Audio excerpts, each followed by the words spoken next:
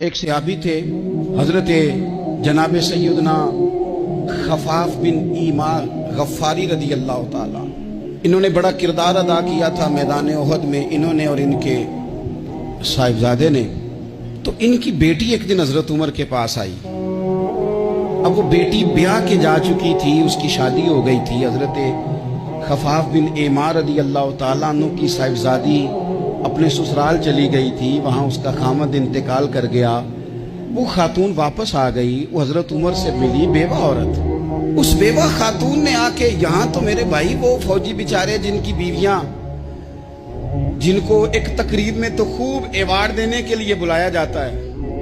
میں نے یتیمی کا وقت گزارا ہے، مجھے پتا ہے کہ 2-4 مہینے لوگ آ کے کہتے ہیں کوئی حکم ہوا تو 10 آ جائے. پھر جب 1 سال گزر جاتا ہے تو پھر لوگ کہتے ہیں 4 بھرا نے کام کیوں نہیں کر دے. تو ایسے تو نہیں نا کہ ابا ایسے ہی چلا گیا تھا، بڑا کچھ دے کے گیا ہے، کدھر ہے فلانی چیز. وہ کا نظریہ تھوڑے عرصے کے بعد اور ہو جاتا ہے. آپ نے بڑے بڑے شہداء کے گھروں میں ایوارڈ تو دیے، کیا کبھی آپ نے پلٹ کر دوبارہ غور کیا کہ ان کے بچے کہاں ہیں، ان کی بیوہ کس حال میں ہے، وہ زمانے کی تیز دھوپ اور تیز آندھی کا مقابلہ کیسے کر رہے ہیں. بغیر باپ کے جو انسان کو کھلے آسمان تلے وقت گزارنا پڑتا ہے وہ کتنا کو مشکل ہوتا ہے. وہ کس طرح ٹائم گزار رہے ہیں، یہ کبھی سوچا لوگوں نے. یہاں تو نرنگیے سیاست دوران تو دیکھیے منزل انہیں ملی ہے جو شریک سفر نہ تھے، جو نکلے ہی نہیں تھے وہ منزل تک پہنچ گئے، اور جنہوں نے جوانیاں گزار دی وہ رستے میں رہ گئے. حضرت خفاف بن ایمار کی صاحبزادی بیوہ ہو کے آ گئی، بچے ساتھ تھے. سرے راہ جناب عمر سے ملی اور مل کے کہنے لگی حضور میں اس صحابی کی بیٹی ہوں جنہوں نے احد والے دن اپنے بیٹے کے ساتھ مل کے معاشرہ کیا تھا. بچے میرے یتیم ہو گئے ہیں، میں بیوہ ہوں. حضرت فاروق اعظم رضی اللہ تعالیٰ عنہ نے فہرست نہیں مانگی، خرچے کی ڈیٹیل نہیں مانگی، تم آنا فلانے سے ملنا، پرسوں 9 بجے آ جانا دفتر، یہ کوئی بات نہیں کی. حضرت عمر غور سے کھڑے، اس بیٹی کی بات سنی.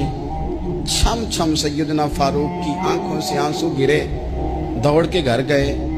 ایک اونٹ نکالا، وہاں سے مال غنیمت کا مال کے بھر کے 2 بوریاں، اور بوریوں میں کیا تھا، چاندی بھی تھی، نقدی پیسے بھی تھے، کچھ ضرورت کا سامان بھی تھا، غلہ بھی تھا. 2 بوریاں بھر کے اونٹ پہ رکھ کے خود لگام اس بیٹی کے ہاتھ میں تھما کے کا پتر سامان بھی تیرا ہے، اونٹ بھی تیرا ہے، اور یہ نہ سمجھنا یہی کچھ تجھے دیا ہے، جب یہ ختم ہوگا تو رب تیرے لیے اور بندوبست فرمائے گا. کیا مانا کہ ڈیوٹیاں لگا دی گئی ہیں، ہمیں پتہ ہے یہ سامان کب تک ختم ہو جائے گا، پیسے کب تک ختم ہو جائیں گے، تیرے لیے میں نے نئے حکم بھی جاری کر دیے ہیں.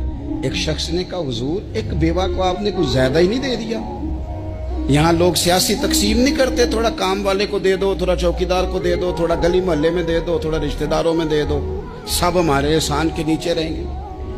کہا ایک ہی خاتون کو آپ نے اتنا نہیں دے دیا. تو حضرت عمر ناراض ہو گئے، فرمانے لگے تجھے تیری مار ہوئے، میری نظروں میں آج بھی وہ جلوہ موجود ہے جب اس کا باپ اور بھائی میدان احد میں کافروں کے خلاف لڑائی کر رہے تھے، آج تک میری نظر میں موجود.